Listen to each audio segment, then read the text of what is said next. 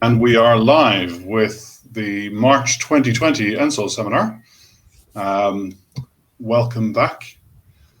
And I get to actually say welcome back to our speaker too, which is Ezequiel. We are live with the repeat speakers. Thanks a million, Ezequiel, for coming back in. Oh, thank you, Mark. So we will be speaking today about we're going to be in activists talking about representations today, which is going to be an interesting... That's true, that's actually true, yes. Yeah, interesting take on things.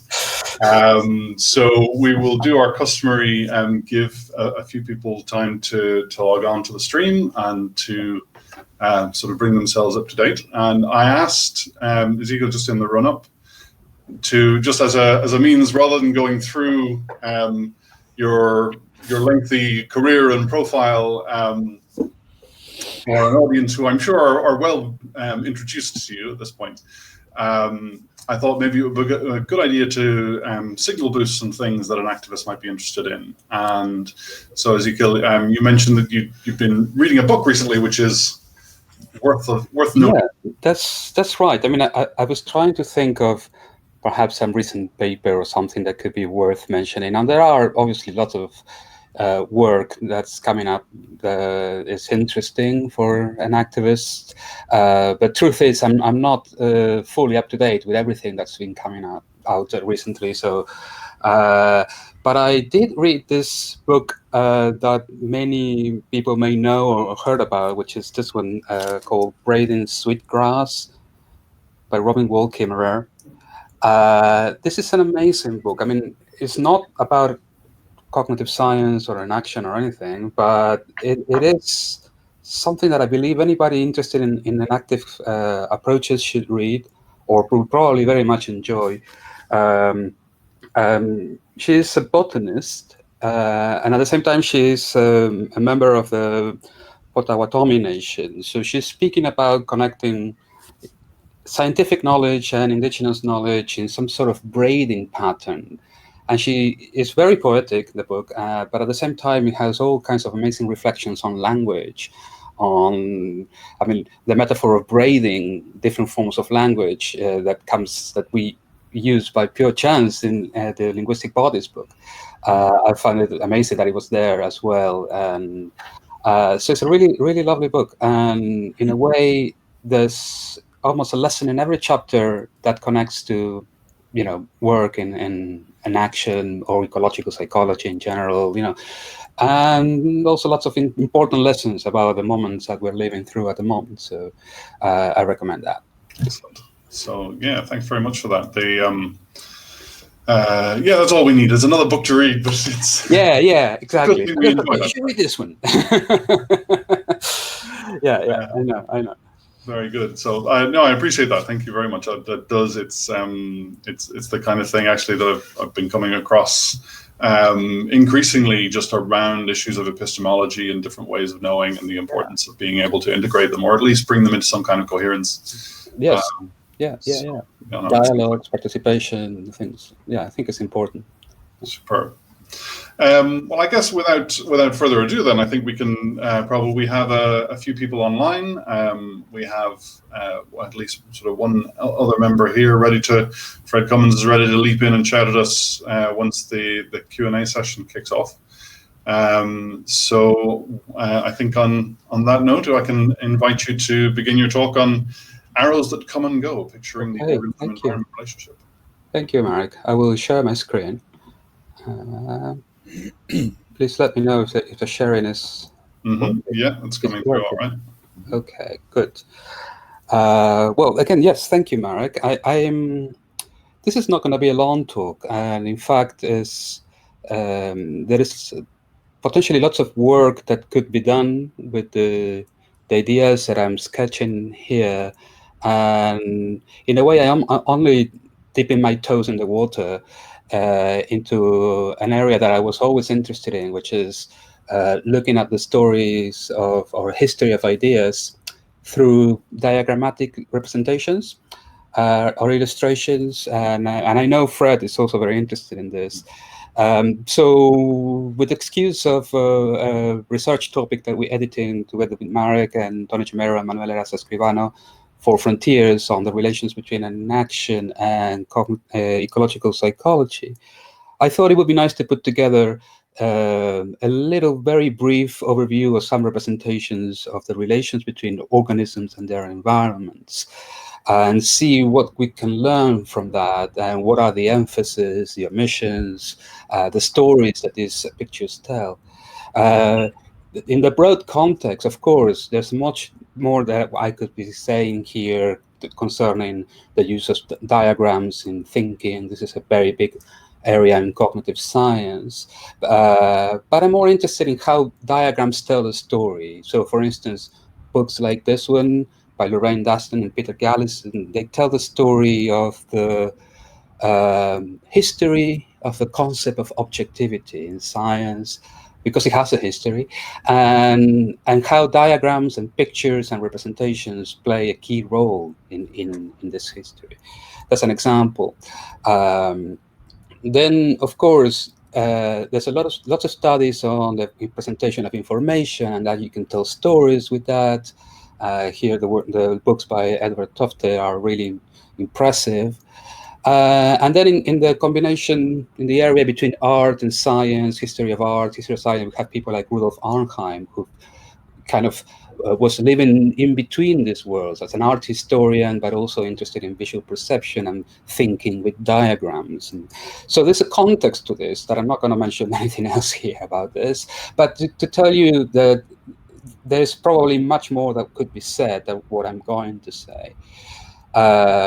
When you look at diagrams, or if you pick up the history of a discipline and you want to look at the different representations of ideas, there are different dimensions of investigation. I mean, I quickly enumerate a few, like the expressivity of the image, of the picture that you're looking at, the inclusions, the omissions, the biases, a little bit of understanding the context in which these images were produced, how they were received, what was sometimes conveyed by such images that was a little bit flying under the radar, and so on.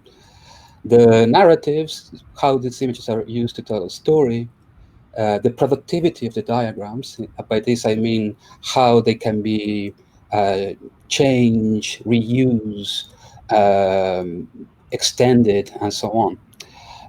Concerning the productivity, we have examples of diagrams that go all the way to full-fledged formalisms, like typical example here is Feynman diagrams. The different interactions between fundamental particles can be expressed with these geometrical conventions that can be turned into, different equivalences and can be used in calculations and so on. And recent extensions of the basic autopoietic diagram by Roger K. Moore maybe attempt to look into this possibility of creating systems of diagram to express different ideas, different situations. But the productivity doesn't have to be always in the form of a formalism. The example of the dynamical approach to psychology of Kurt Lewin shows an abundant use of diagrams to convey ideas that are very hard to convey otherwise, but they're not necessarily a formalism as such. In fact, the use of diagrams here is so rich. I'm not going to say much else about Lewin's work because, that would take a full talk. And it does concern relations between agents and environments. But I just mentioned him just as an example of how important diagrams have been in the history of psychology. Concerning narrative, which is going to be the main axis of the presentation, I would like to suggest that the history of representing agents and their environments can be divided into roughly 3 kinds of loops: interaction loops, transaction loops, and constitution loops. And I'm going to explain what these mean. First, let's consider this very well-known diagram by Descartes from the 17th century in the Treatise of Man, on Man, that shows a body, a person, in interaction with an object, and the diagram shows rays of light impinging on the retina, activating the pineal gland, sending messages through nerves into muscle fibers, and producing a certain movement, a kind of sensory motor loop that we can actually, is a closed sensory motor loop when you think about it, even though Descartes was not particularly emphasizing this aspect. But we need to put these diagrams in context, and the context is not just the context in the history, but also how the diagrams have been used after that and what elements were there before. I'm not going to say do this with this diagram, but with the next ones, I think it will be clear what I mean by this. So when we look at interaction loops, what do we mean? Well, one example, one of the earliest examples in which this is described is in the book by Jakob von Uexküll, where he describes the functional circle.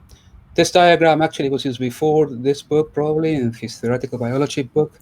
I want to, by the way, margin and parenthetically mention that it is not often recognized that this important book, The Stroll Through the World of Animals and Men, is actually co-authored by the person who made the illustrations, Georg Christstadt. We never really mention his contribution, but in this particular book, the diagrams play a fundamental role in conveying the different worlds of different animals and creatures.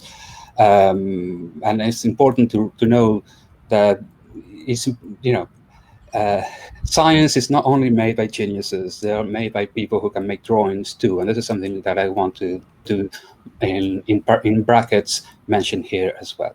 But coming back to the point, what we see here is a diagram of a functional circle. On the right, we have an object with its possibilities, its affordances, its characteristics, that seems to be enveloped by a loop that is constituted by the agent itself, its receptors and effectors, the world of action and the world of perception, and the inner world on the left of that agent. The contrast here, the context on which this makes sense, is the contrast of the stimulus response, the open loop situation. And what von Uexküll is saying is never quite an open loop, it's always a closed loop. And this is an idea that is going to appear in many other examples to come. I will compare this later with other diagrams in a minute. But if we want to define interaction, here's a diagram by Ross Ashby from the 1940s and 50s, where we see different variables, different processes described by these dots connected by arrows, which are the influences that they have on each other. And slightly arbitrarily, there is a line, vertical line, that separates half of these variables from the other half, and one is called the animal and the other the environment. So here we have a very pragmatic approach to defining animals and environments as systems, collection of variables that affect somehow other collection of variables. More formally, we could say that when there is a coupling between systems, when the parameters and the constraints of one system depend on the variables of the other system, and we can define an interaction as systems in reciprocal coupling. So I'm not saying anything new here. One case of this that is very iconic, in which this idea is very well represented, is in this diagram by Randall Beer that has been used since the 1990s in different versions in many of his writings. So let's take a closer look at this. So the first thing to note is that we have arrows that come and go, as the title of this talk says. We have environment and the agent is subdivided between body and nervous system. And each of the interactions between very abstractly represented systems is reciprocal. There's a mutual perturbations going into one system and coming back into the first one. So that's the first thing. We have another representation of that circularity and mutuality of interactions. But there's more. Unlike the single object of von Uexküll's functional circle, we have an agent in an interaction with an environment that graphically, pictographically surrounding the agent, which is suggestive. You wouldn't have to need to do this, actually. You could do something else. You could make another square called environment, but it's quite nice that the environment is represented as surrounding this system, and similarly the body surrounding the nervous system, conveying metaphorically an idea of contention, or something's inside something else. So by not saying anything else, this diagram is already telling us that the idea that Randall Beer is presenting is one of an environment that is always around an agent and not simply another system. But there's more. We can look at something interesting, which is that the nervous system is not in direct interaction with environment. And this may seem trivial for us today, but in the context of the computational neuroscience in the 90s and so on, connectionism, it was fairly common to think that the inputs from the environment would just be fed directly into the brain, into the neural networks, and that the body would be merely a transducer. What is emphasized here is that there is no direct connection between the nervous system and the environment, because there's a system in between, which is the rest of the body. The body is a dynamical system. It's not just simply a mapping of inputs from one system into another. So this is also nicely represented here in this diagram. But the environment, some people may notice, well, in fact, any of the elements in this diagram is rather plain, rather open and abstract. We have this gray square representing the environment. There are, in the history of psychology, other representations of a similar situation where they put more emphasis on the processes that occur in the environment. One such case is Roger Barker's eco-behavioral circuits diagram. This is from the 1960s, but working from since the 50s on his approach to ecological psychology and behavior settings. So what we see here is another representation of an interaction loop with the agent at the bottom, very much resembling, even you think about it, the diagram by von Uexküll. And next, peripherally to the agent, there's the so-called ecological sector, what the agent is doing, such as, for instance, catching a ball.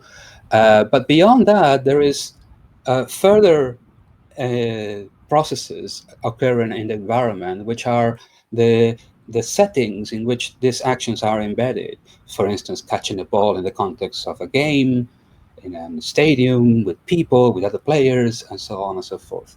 So all this complexity is represented by these arrows and objects, these little circles and squares and triangles. And of course, all these interactions are hypothetical. They're not describing any real case, which is an issue that comes up when you really want to represent something abstractly. How much of this complexity can you say that it's actually there? How much you're inventing yourself, and so on. But it's a very striking diagram because of how dynamic it is, precisely with the idea of representing complex dynamic processes. And even you can notice, even in the organism at the bottom, central processes, organism, just above it, there are some arrows that it's not clear what they do. They're little tiny arrows showing that inside the organism, of course, there are also complex processes as well. So it's a very nice diagram. Contrast von Uexküll diagrams with this one. Here, both are examples of what we might call a loop of interaction. Both will respond critically to the idea that we are stimulus response systems. But for one, the agent is all of this, and it's a tiny object. And for the other, the environment is sort of this, and there's a small agent that participates with other agents. So even when you say things such as like, we are always embedded in an interaction with our environment that is mutual, that there is circularity, blah, blah, blah, you could still be meaning very different things depending on where you put the accent, where's the emphasis. Von Uxküll wants to show us that each creature have their own umwelt, their own world, and therefore he puts that emphasis in, he puts, if you like, you, the reader, in the creature, so to speak. Imagine if you're part of this loop. Whereas Parker puts you in the behavior setting, in the environment, and says, yeah, yes, of course, you know, an agent is part of all this as well, like agents, but there's also all this other stuff. So it's interesting. Different diagrams try to say similar things, tell very different stories. Moving on, here's James Gibson diagram, also very well known. With this diagram, he intends to show how there are changes and invariant aspects of the ambient array that occur when the point of observation moves. So he's criticizing the idea of a static point of observation. The first thing that we could do here is compare it with this diagram. You could see that there is a visual similarity here, and not just visual, but conceptual. When we have with thick, full lines, a position of the body, and with dotted lines or dashed lines, and another position showing two stages. So the pictographic convention is very, very similar. Of course, the complexities of the environment, in one case is a single object, in the other case is a room with a tree outside, and so on. And they tell different stories. But what I want to suggest here is that there,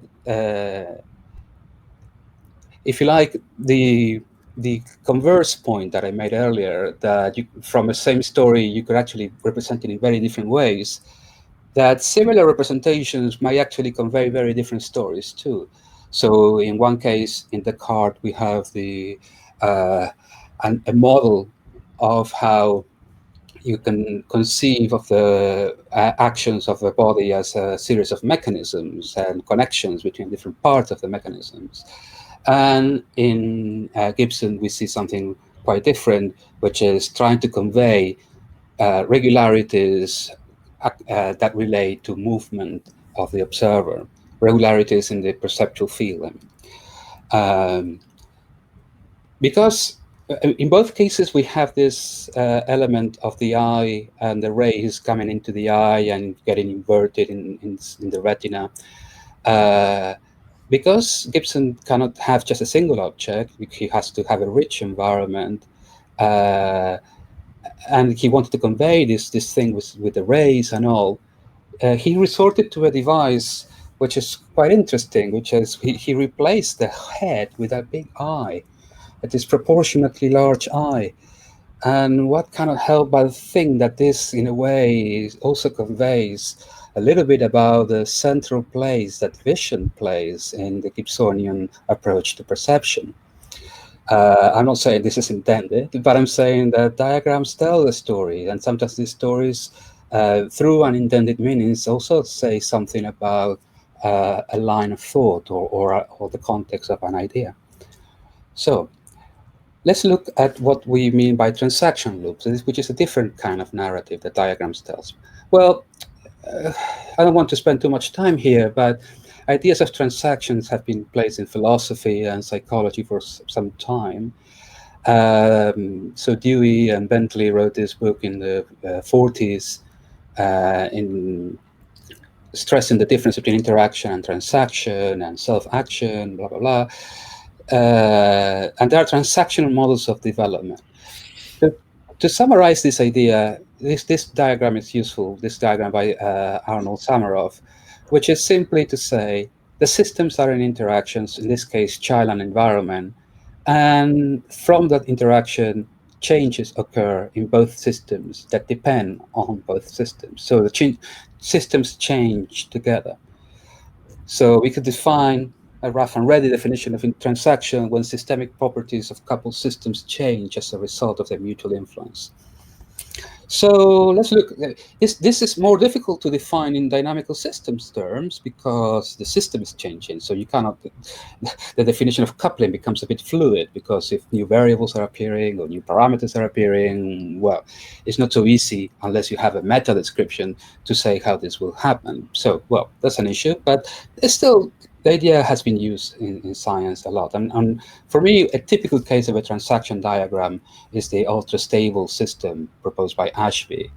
So what do we have here? You probably all know this, but we have a primary feedback loop between the environment and that part of the organism that is responsible for behavior and perception, shown here by the letter R.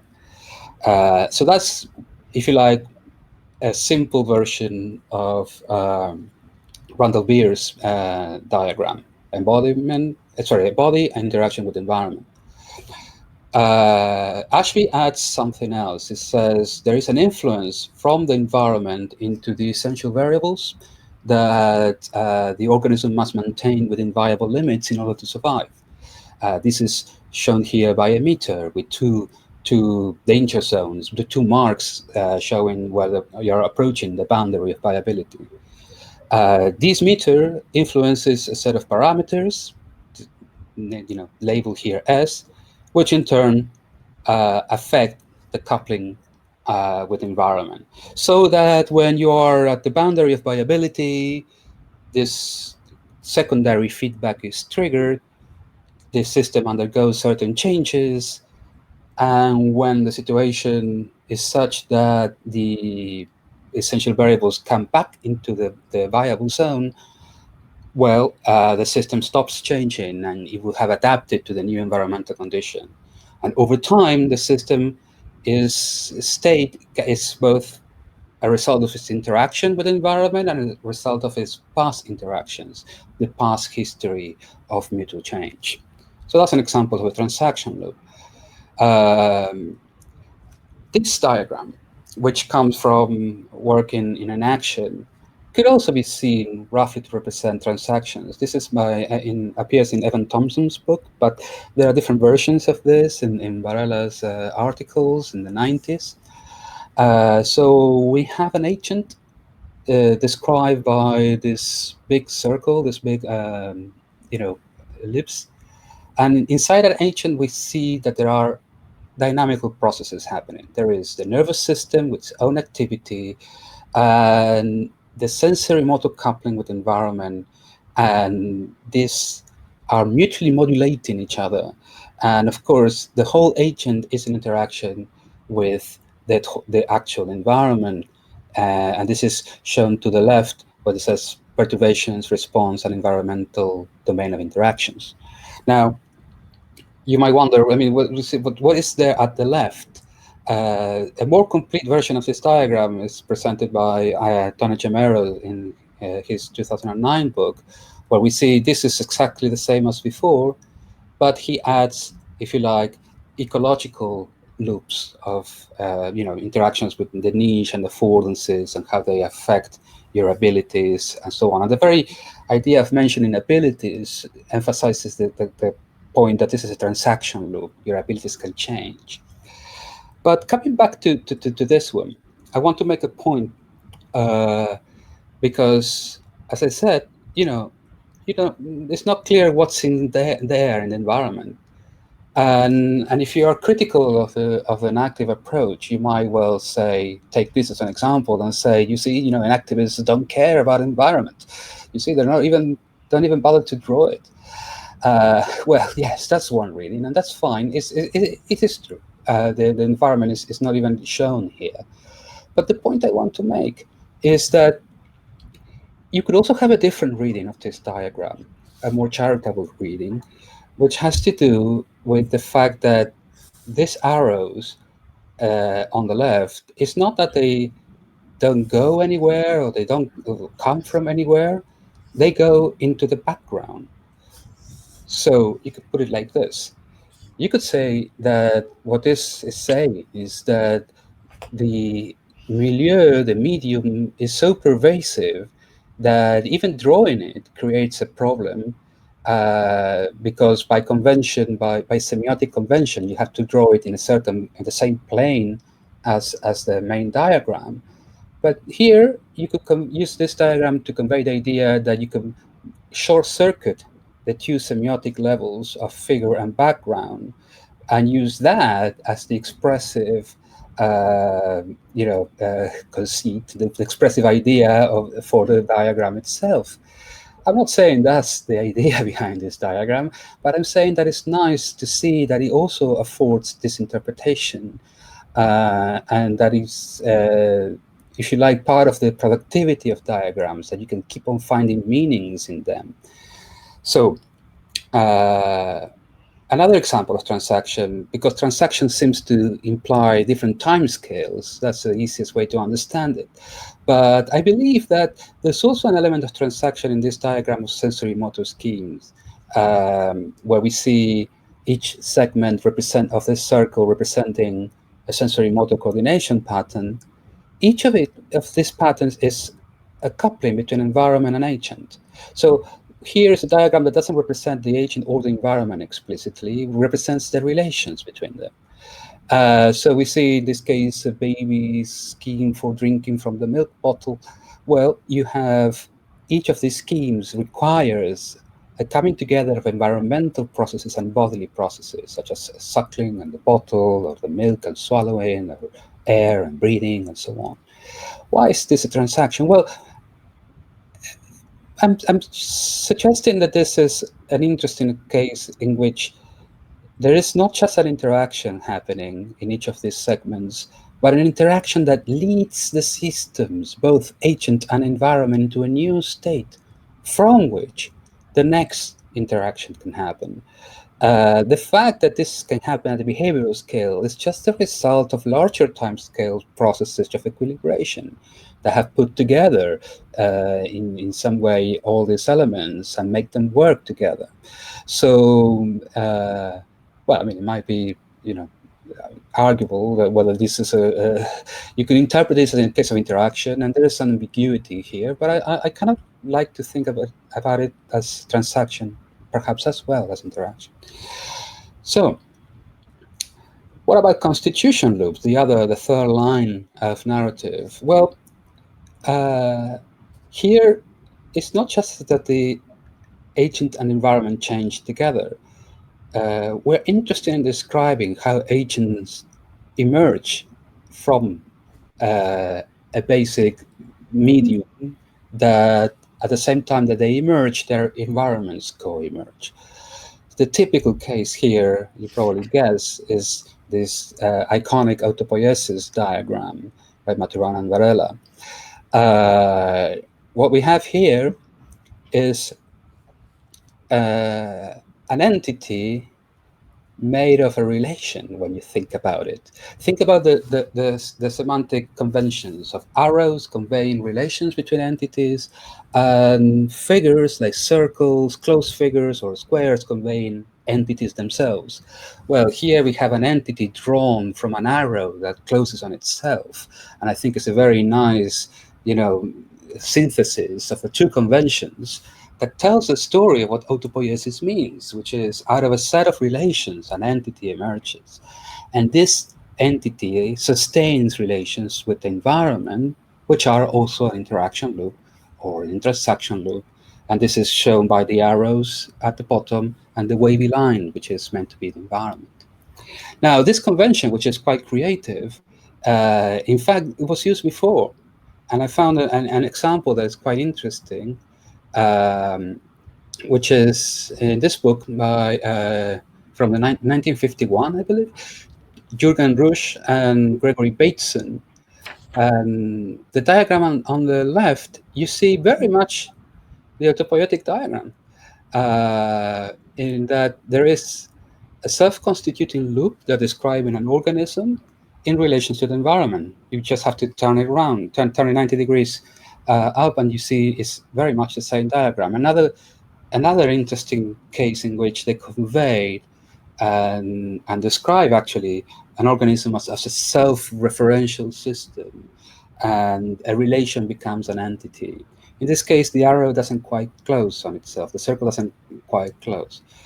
A point that Bateson was making is that our views on our own self does not coincide with this self-enclosing arrow of the body, but that sometimes it brings in processes of the environment, and sometimes we relate to parts of our body as if we were not quite ourselves, you know, a little bit outside and outside the self. So it's a nice way to convey that idea.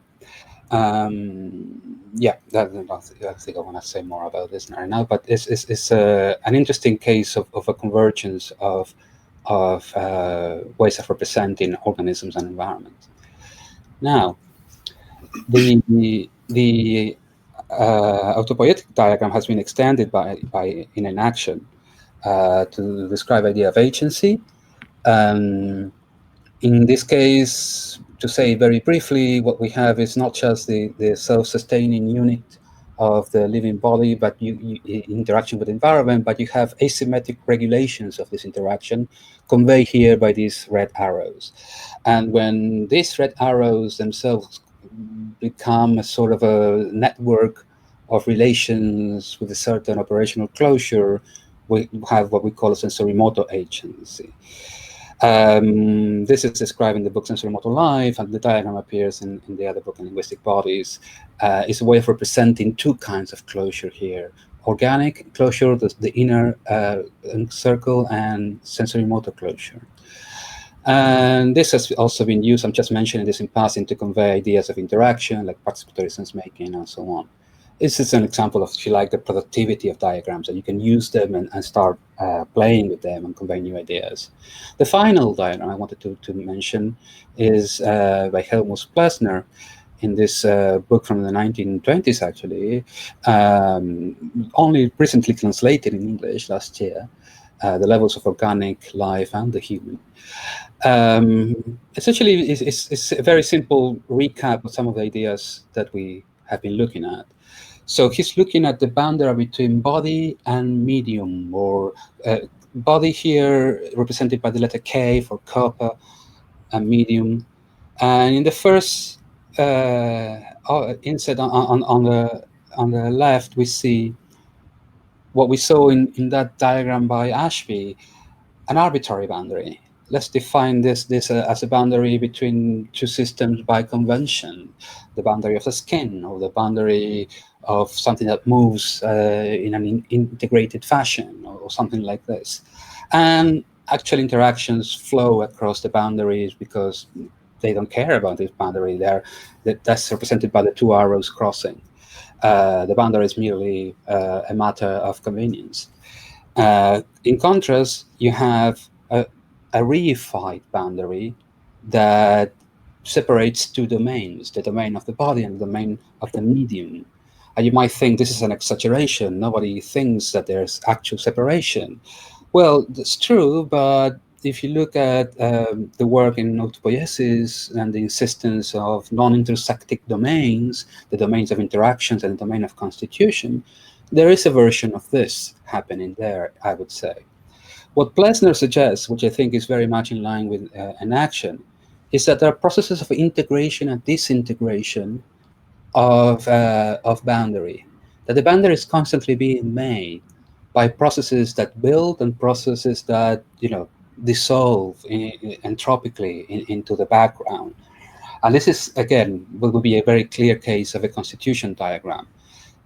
I see resonances between this idea and the philosophy of individuation of Gilbert Simondon and the inactive conception of life. So just to wrap up, I didn't mention there are other ways of looking at the same material, the pictographic productivity. I only mentioned just a little. The iconic character they take, why the diagrams that are replicated many, many times, one can study that easily and understand why these diagrams are replicated, and whether all the nuances that were expressed in the text accompany the diagram in the original source are lost in further replications through generations. The aesthetic dimension, I also didn't say much about that. And of course, there are other dimensions. But I believe I'm going to stop there. Thank you. Hey. That's great. Thank you very much. Thanks, Ezequiel, for that. Okay. Just stop sharing the screen, I believe. Yeah, you're all clear. Okay, thank you very much, Ezequiel. That's kind of a number of points of consideration there. I always value voices other than my own by preference. So, Fred, if you, I'll invite you to. Have you any particular comments or questions you want to make immediately? That was very rich, very lovely to see all those loops put together. I was surprised, Ezequiel, that you didn't mention structural coupling when you were speaking about transactional. Yeah, you're right. Yeah, I could have mentioned that. Yes. Well, but it's clearly part of the same conceptual space. I've become tremendously fond of these diagrams because I find them to be stabilizers for thinking, particularly when we work at a somewhat abstract level. It's very easy for the abstractions to do that thing that smoke does, just go away. And when they reconvene in a different format, and I personally now rely very strongly on such diagrams to stabilize my own thinking, perhaps because I'm not a terrifically linguistic being. Did Wittgenstein used to say anything on diagrams? You're asking the wrong person. Yes, he did, but I have not looked at that possible connection there. Of course, there's a lot of work in philosophy and philosophy of science as on diagrams as expressions of ideas that somehow always remain a bit open. Well, I mean, any expression of idea remains open, but diagrams, in a way, seem to be playing differently because the representation is pictorial. So you see an entity out of time. You see the diagram as it is now, as instead of a flow of information that you could eventually ask for a clarification if somebody expresses a certain idea and you say, what do you mean? And can you clarify this and that? There's a participation.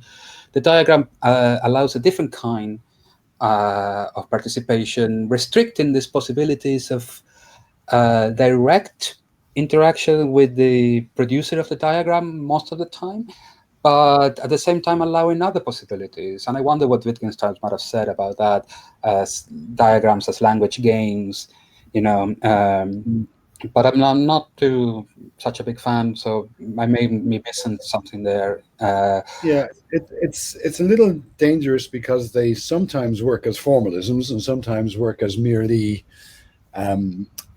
very informal ways of adumbrating a conceptually still unclear situation, and there's everything in between.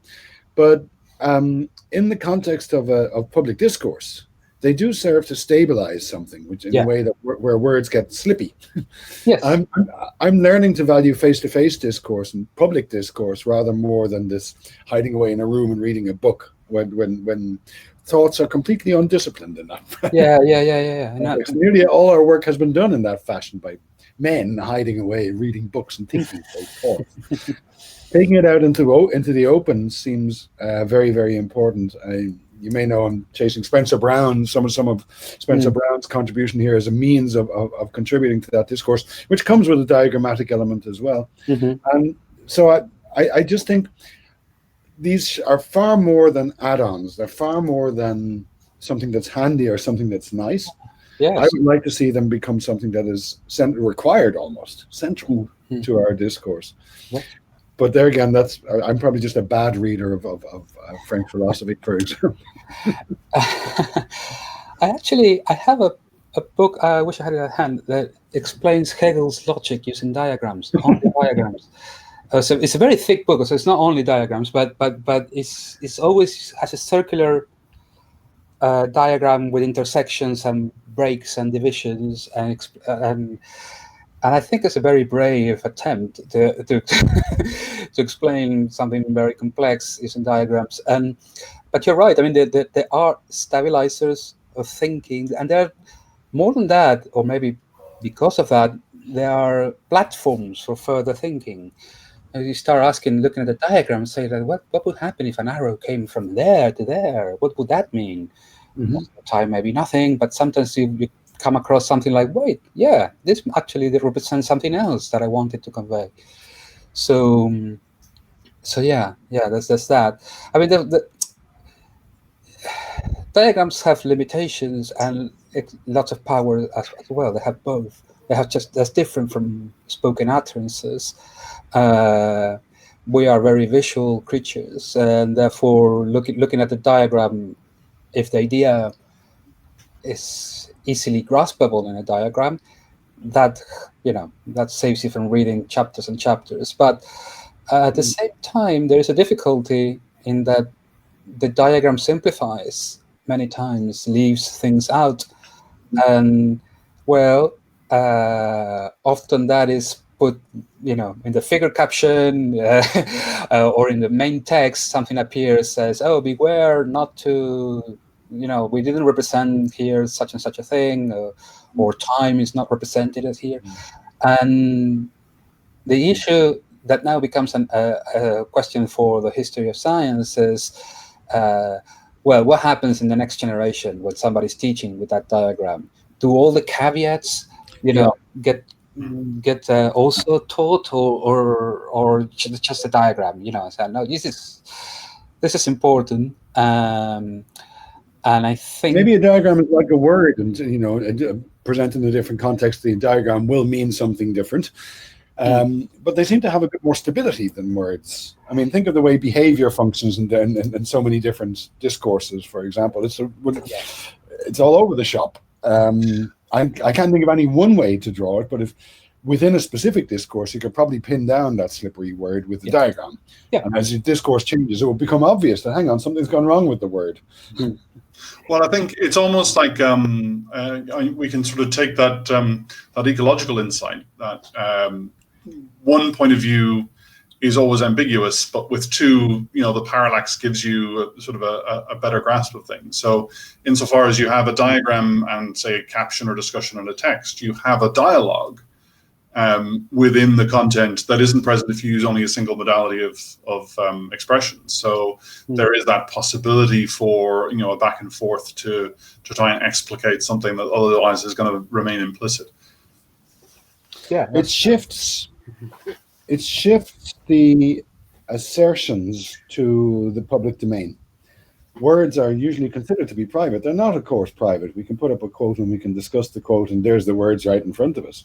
But with a diagram, there's no assumption that it has meaning in its absence, as it were. We required a diagram, and now we're going to talk around the diagram. So it's something that goes on with words in often under the hood or in private domains, is necessarily forced into the public domain in this fashion. We should teach it. I think we should teach these things. I agree. So some of the examples, like Roger's prolific elaboration of the basic autopoietic diagram, for example, you could teach a whole course on that. Right? Yes.